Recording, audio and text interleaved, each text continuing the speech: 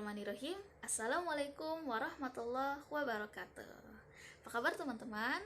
Semoga baik dan selalu dalam lindungan Allah Subhanahu wa Ta'ala. Baik, kali ini saya akan bercerita mengenai kisah inspiratif yang berjudul Pemuda yang Terkenal di Langit. Oleh karena itu, simak videonya ya. Kisah Uwais Al-Qarni, pemuda yang terkenal di langit. Kisah ini bercerita tentang seorang pemuda yang bernama Uwais Al-Qarni yang hidup pada zaman Nabi Muhammad SAW. Nama Al-Qarni yang disematkan padanya memiliki arti dalam bahasa Arab penghuni langit. Nah, melalui kisah ini kita akan mengetahui sosok Uwais Al-Qarni yang namanya terkenal sampai ke langit. Masya Allah. Ternyata hal ini terjadi karena ketaatan Uwais kepada sang ibu. Uwais adalah pemuda yang berasal dari negeri Yaman. Sejak lahir, Uwais memiliki penyakit syafaq, yaitu seluruh badannya dipenuhi dengan bercak-bercak putih. Uwais adalah pemuda yang soleh dan giat bekerja. Setiap hari, ia menggembala kambing milik tetangga untuk memenuhi kebutuhan hidupnya bersama ibunya. Uwais tinggal berdua bersama ibunya. Walaupun hidupnya miskin, Uwais selalu bersyukur dan selalu menyayangi ibunya. Ia selalu berusaha memenuhi semua permintaan ibunya. Uwais, anakku, kemarilah sebentar, nak. Baik ibu, apakah ada yang engkau butuhkan? Anakku, mungkin hidup ibu sudah tak akan lama lagi. Ada satu keinginan ibu yang ingin terwujud. Jangan katakan seperti itu, ibu. Katakan padaku apa permintaan ibu itu. Sebelum saat itu tiba, ibu ingin melaksanakan haji. Ya Allah, bagaimana cara hamba bawa ibu hamba yang lumpuh dan buta untuk pergi ke Mekah?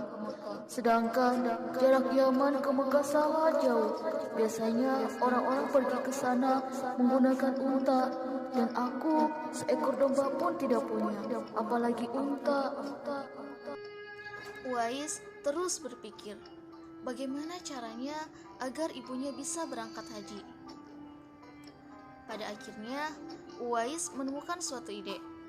Uwais pergi ke tempat pemilik domba. Pada saat itu, Uwais membeli 1 ekor domba. Namun, saat itu uangnya hanya cukup untuk membeli 1 ekor domba yang sangat kecil. Setiap hari, Uwais menggendong anak domba itu naik turun bukit. Orang-orang yang lewat tertawa melihat kelakuan Uwais. Namun, Uwais tidak pernah mendengarkan cemoohan orang-orang.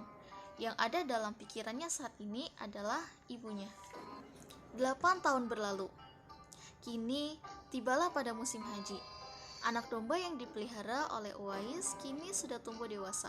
Begitu pula dengan Uwais, kini badannya semakin kekar dan bertenaga. Semua orang kini tahu apa yang dilakukan oleh Uwais adalah sebuah bentuk pengorbanan kepada sang ibunya. Saat itu, domba tersebut pun dijual oleh Uwais dan memperoleh keuntungan yang cukup untuk berangkat haji.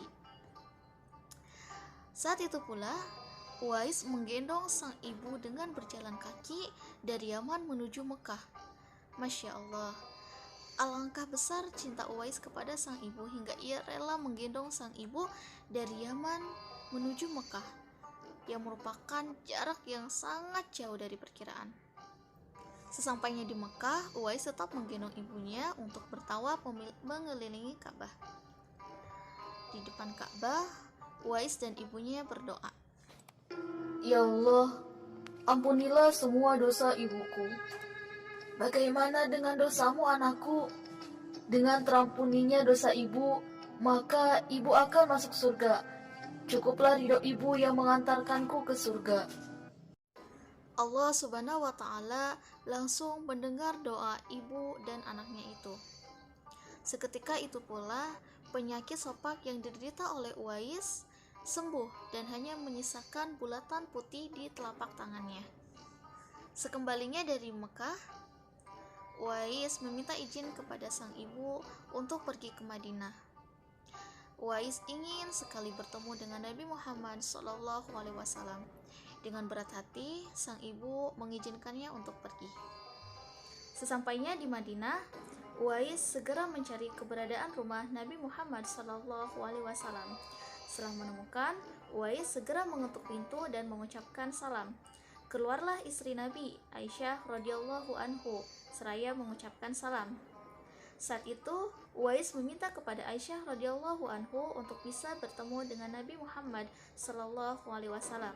Namun sayangnya saat itu Nabi sedang tidak berada di rumahnya. Beliau sedang pergi berperang dan tidak tahu pasti kapan kembali.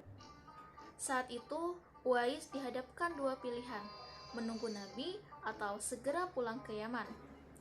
Bayangan ibunya selalu muncul dalam benaknya. Akhirnya Uwais memutuskan untuk pulang ke Yaman dan menitipkan pesan salam dari ibunya untuk Nabi kepada Aisyah radhiyallahu anhu. Uwais kembali ke Yaman dengan perasaan sedih dan haru. Di salah satu, Uwais ingin sekali bertemu dengan Nabi Muhammad SAW. Namun di sisi lain, ia sangat mengkhawatirkan ibunya. Akhirnya, Uwais memilih untuk pulang ke Yaman. Peperangan telah usai. Nabi kembali ke kota Madinah. Aisyah radhiyallahu anhu menceritakan perihal pemuda tadi kepada beliau. Nabi mengatakan bahwa Uwais adalah pemuda yang sangat taat kepada ibunya. Nama Uwais sudah terkenal di kalangan penduduk langit. Masya Allah.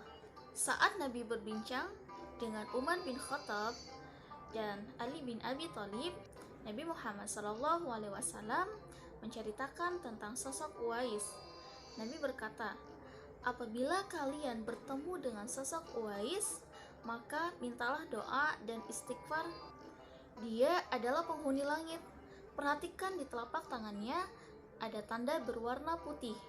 Sejak lahir, ia menderita penyakit sofak. Namun, karena kesolehan dan ketaatan kepada ibunya, Allah Subhanahu wa Ta'ala mengangkat penyakitnya. Sampai pada akhir kematian Uwais, terjadi hal yang menggemparkan. Banyak sekali orang-orang yang berdatangan untuk mengurus pemakamannya. Ternyata orang-orang ini adalah penduduk langit yang dikirimkan oleh Allah Subhanahu wa Ta'ala. Subhanallah, Maha suci Allah, sungguh mulia Uwais ini. Dalam kisah ini dapat kita ambil pelajaran berharga bahwa kita harus senantiasa menghormati kedua orang tua kita. Dalam kisah Uwais Al-Qarni ini menjadi pengingat bagi kita untuk senantiasa mendoakan kedua orang tua kita di setiap waktu dan menambah kecintaan dan kesetiaan kita kepada mereka. Terima kasih teman-teman telah menonton video ini, semoga bermanfaat. Afwan ila liqa, wassalamualaikum warahmatullahi wabarakatuh.